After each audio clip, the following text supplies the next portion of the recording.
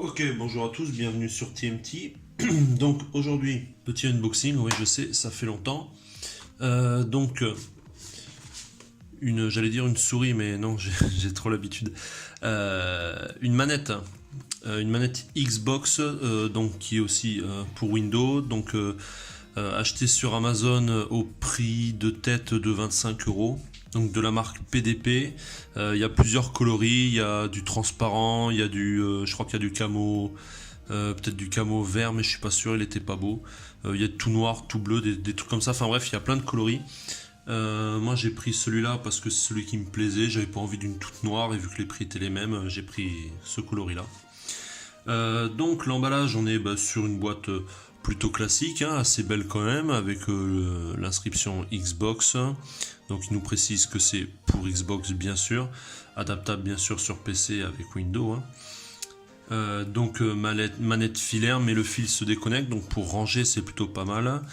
Il y a une plateforme de commande, donc un programme en fait pour paramétrer entièrement la manette, donc des vibrations jusqu'à faire un diagnostic, un calibrage, etc. Ils le disent, donc offert gratuitement pour la Xbox One et Windows 10 sur le Microsoft Store. De l'autre côté, ils nous présentent un petit peu plus les fonctionnalités. Donc il y a des moteurs de vibration dans les deux repose-poignées, donc exactement comme les manettes de Xbox classique. Il y a une prise audio, prise en charge audio intégrée, alors je sais pas, avec contrôle audio, donc ça doit être pour contrôler l'audio, le bouton.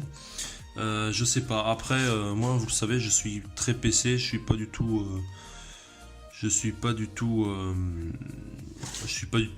console quoi. Donc on va l'ouvrir.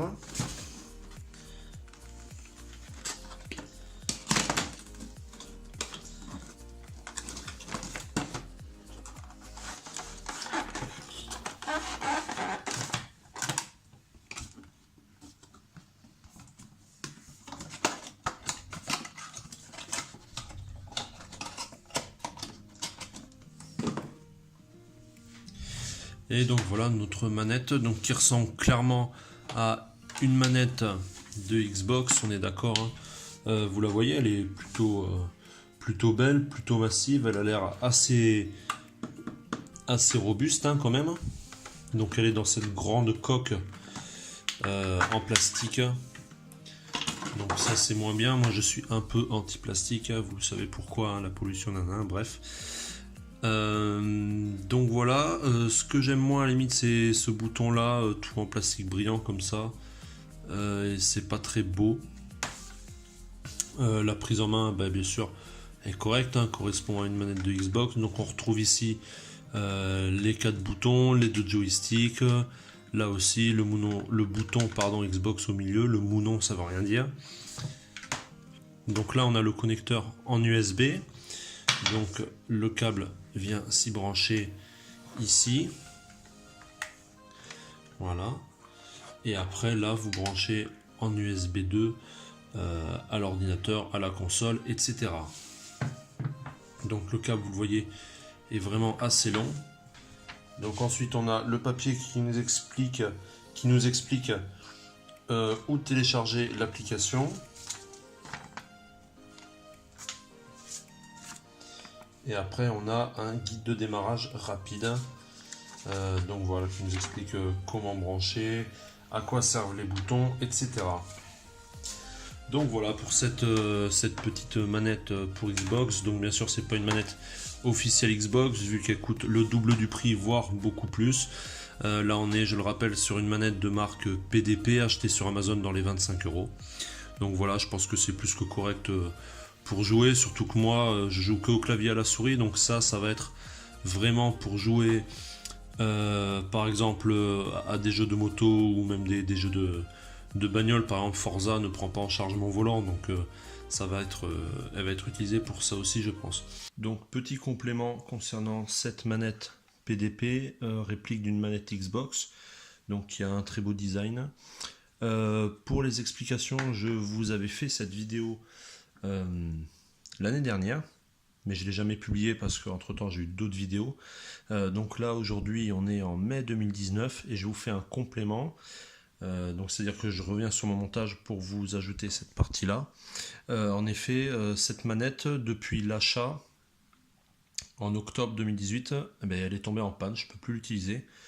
J'ai ce joystick, je crois, celui-là, ou lui, bref, peu importe. J'ai un stick qui en fait a un point mort, c'est-à-dire qu'on le voit dans le logiciel de Diag, ils disent de faire tourner pour calibrer, et quand on tourne, quand on arrive sur cette zone-là, et bien en fait le curseur revient au centre, enfin détecte comme s'il revenait au centre, alors qu'en fait je suis bien dans cette zone. Donc j'ai toute cette zone-là qui est morte.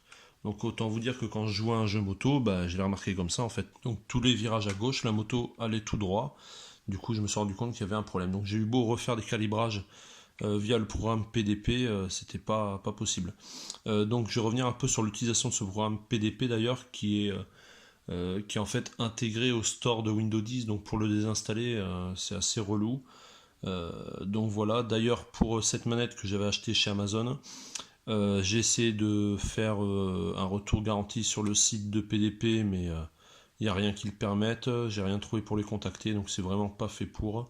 J'ai voulu donc faire un retour via Amazon, mais étant donné les 3 mois ou 4 qui s'étaient écoulés, j'ai pas pu le faire non plus, donc j'ai écrit à Amazon en leur demandant que j'étais très insatisfait du produit.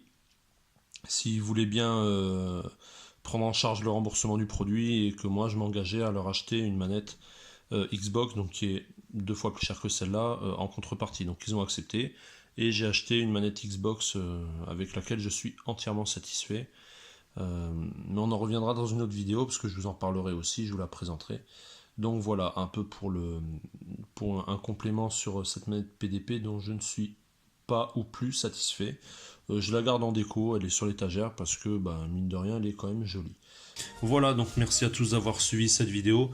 Comme d'habitude, je vous invite à liker, à partager, à vous abonner. Je vous remercie tous et je vous dis à très bientôt.